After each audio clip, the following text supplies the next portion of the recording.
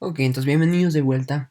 Ahora vamos a hacer la actividad número 2 de esta última semana de clases. Entonces, vamos a hablar sobre la comunicación no verbal. Entonces dice, la comunicación no verbal es una práctica permanente en los seres humanos. Esto significa que ha existido desde hace bastante tiempo, ¿no? Esto nos ayuda a expresar también nuestros derechos y obligaciones. O sea, la comunicación no verbal también nos ayuda a expresarnos, ¿no? Y como nos expresamos podemos decir nuestros derechos y obligaciones, podemos identificar nuestros derechos y obligaciones. Dedicaremos este día a los derechos de las personas adultas mayores y cómo podemos garantizarlos mediante la comunicación no verbal. Vas a pensar en tus abuelitos y abuelitas. Entonces, en esta actividad vamos a ver cómo se relaciona con esto, ¿no? Cómo la comunicación no verbal se relaciona con derechos y obligaciones, ¿no? La comunicación no verbal es prácticamente sin usar palabras. Entonces aquí vamos a ver más sobre eso. Entonces dice actividades. Lee junto a un adulto el siguiente texto sobre la comunicación paralingüística y completa las actividades propuestas. Entonces vamos a leer el texto sobre la comunicación paralingüística. Entonces dice, la comunicación no verbal está muy vinculada al lenguaje oral, pues se trata de transmitir mensajes no verbales, o sea, sin usar palabras, mediante sonidos emitidos con la boca, ¿no? Entonces, comunicación no verbal es parecido al lenguaje oral, que es lo que yo estoy usando ahorita. El lenguaje oral es con palabras, pero el no verbal es sin usar palabras, ¿no? Entonces, en cambio de eso, en vez de eso se usa sonidos. A estos se les conocen como los aspectos no semánticos del lenguaje, ¿no? Entonces, estos sonidos se los conoce como los aspectos no semánticos del lenguaje. Al estar asociados a sensaciones y sentimientos del emisor, se integran en lo no verbal. Entonces, ¿qué significa esto? Esto no está asociado a las sensaciones y sentimientos del emisor. El emisor es la persona que habla. Por ejemplo, si es que yo estoy hablando, yo soy el emisor. Si yo hago sonidos, yo soy el emisor. La persona que escucha es el receptor, ¿ya? Entonces dice que al estar asociados a sensaciones y sentimientos, entonces, estos sonidos están relacionados, están conectados con lo que siente el emisor, o sea, con lo que siente la persona que hace los sonidos. Y por eso se lo integra en lo no verbal, ¿no? Entonces, por eso se lo considera no verbal. Dice, cuando hablamos de comunicación paralingüística, nos referimos a tono de voz, ritmo, volumen, silencios y timbre. Entonces, comunicación paralingüística tiene estos elementos, ¿no? Entonces vamos a acordarnos, tono de voz, ritmo, volumen, silencios y timbre. Entonces dice, a continuación definimos en detalle estos aspectos. Entonces vamos a ver cómo se, cómo se identifica cada aspecto de la comunicación paralingüística. Entonces vamos a ver el tono de la voz. El tono de la voz da sentido a los que queremos trasladar al oyente, ¿no? El oyente es la persona que escucha, también se llama el receptor. Si no usamos el adecuado, podemos confundirlo. O sea, si no usamos el tono de la voz, podemos confundirlo. Imagínense que yo les trato de decir algo calmadamente, pero en vez de hablar calmadamente, en vez de decirlo de una manera calmadamente, les grito. Imagínense. Entonces, obviamente, el sentido del mensaje va a cambiar. Entonces, por eso el tono de la voz es muy importante. Entonces dice, así un tono ascendente denota duda, indecisión o pregunta. Uno descendente aporta solidez y confianza. Y al combinar un tono ascendente con uno descendente, se proyecta un sentido sarcástico. Entonces, un tono ascendente, o sea, si es que sube el tono, significa, puede ser como que una duda, indecisión o pregunta. Por ejemplo, cuando hacemos una pregunta, por ejemplo, ¿qué comiste hoy? Si ven cómo sube el tono, ¿qué comiste hoy? Entonces, si es que es un tono ascendente, es una duda, indecisión o pregunta. Ahora, si es uno descendente, o sea que baja el tono, normalmente se relaciona con solidez y confianza. Ahora, si es que combinamos los dos, puede dar un poco de sarcasmo. Sarcasmo o, bueno, un sentido sarcástico, ¿no?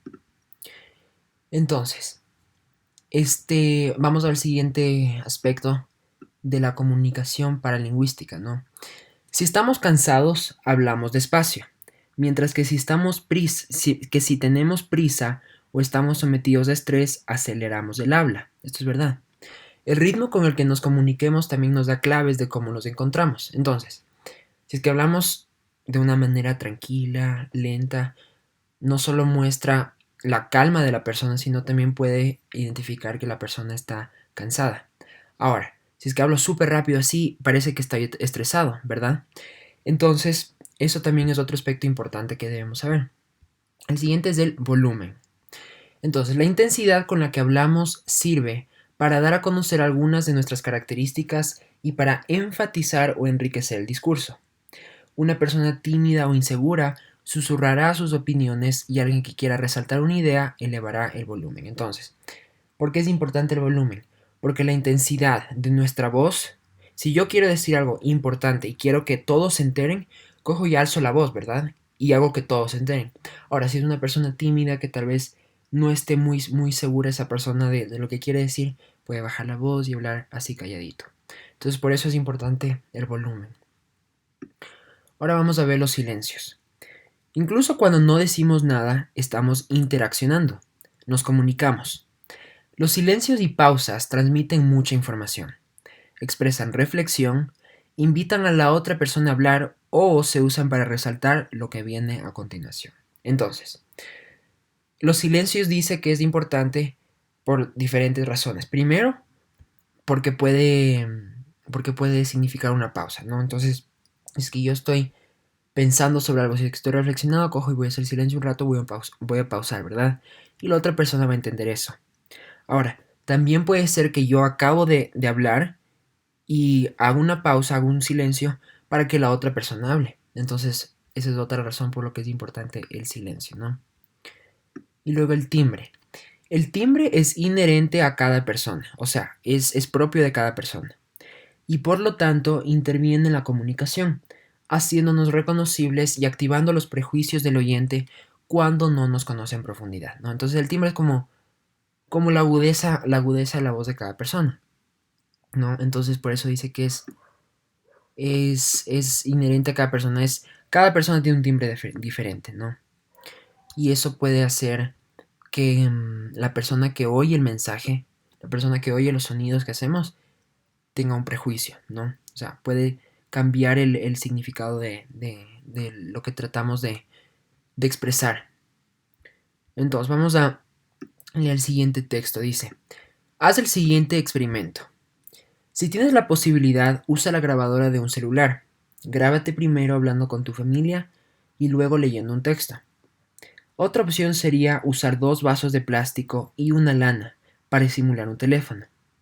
Habla con otra persona y luego pregúntale cómo escuchó tu voz. Después analiza tus 2 grabaciones anteriores. ¿Puedes reconocer ese tono de voz? ¿Crees que es claro tu tono, volumen y ritmo? Entonces, tienen 2 opciones, ¿no? Pueden usar la grabadora celular, se graban hablando y luego se graban leyendo. Ahora, si no quieren hacer eso, si no tienen una grabadora o no la quieren usar, pueden usar 2 vasos de plástico. Esto me parece más chévere. Pueden, con otra persona, le conectan el vaso con una lana y pueden hablar. Y luego le preguntan a la persona cómo se escuchó. Entonces, después de hacer cualquiera de estas 2 opciones, tienen que reflexionar de esto. ¿Puedes reconocer ese tono de voz? O sea, el tuyo. ¿Y crees que es claro tu tono, volumen y ritmo? Entonces eso tienen que reflexionar. Dice, en el cuadro que se muestra a continuación, identifica la emoción que expresa cada rostro y escribe el nombre del sentimiento. Por ejemplo, ¿cuál corresponde a la admiración? ¿Cuál corresponde a la admiración? Perdón.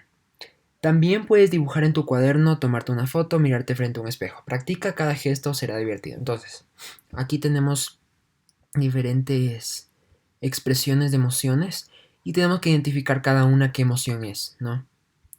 Y dice que también, o sea, también si quieren pueden dibujar en su cuaderno diferentes caras, diferentes emociones, o se pueden tomar una foto para ustedes también imitar las emociones y tienen que escribir qué emoción representa cada expresión, ¿no? Ahora, 4. Dice, lee en compañía de un adulto.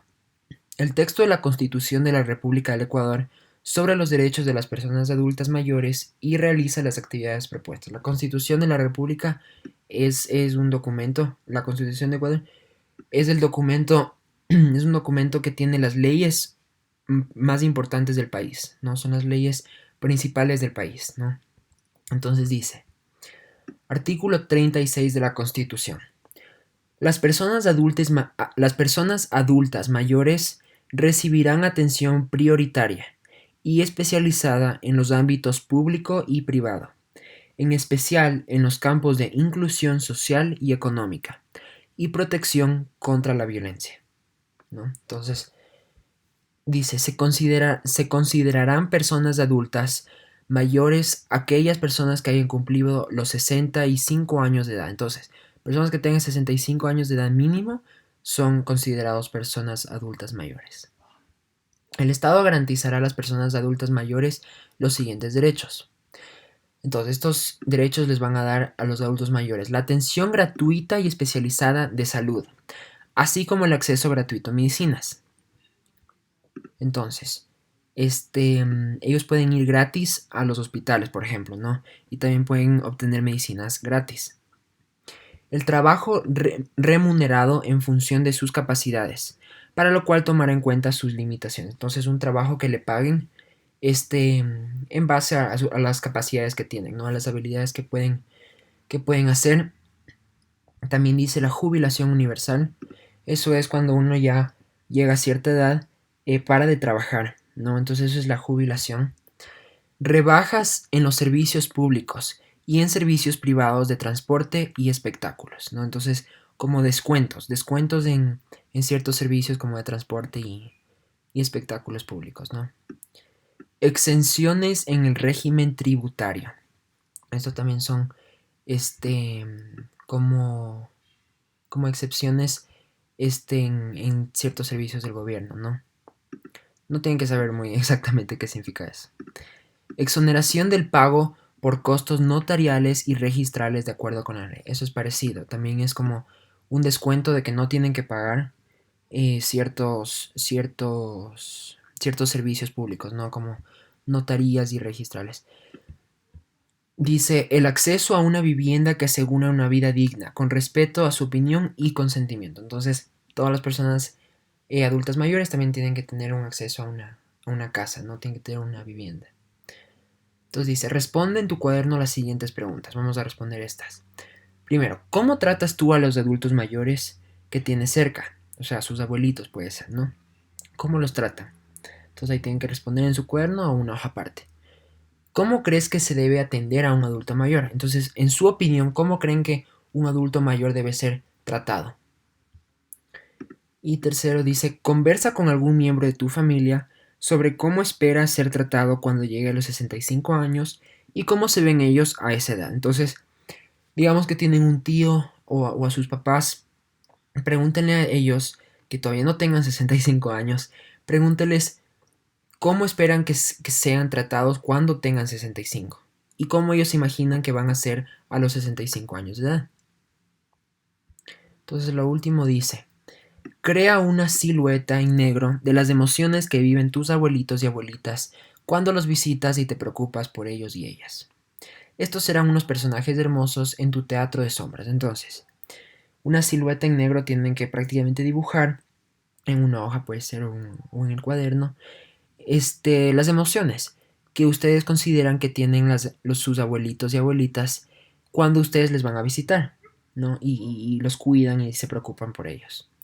Y esto luego lo vamos a usar en el teatro de sombras, ¿no? Entonces, bueno, acabamos la actividad número 2 y nos vemos en el siguiente video. Gracias.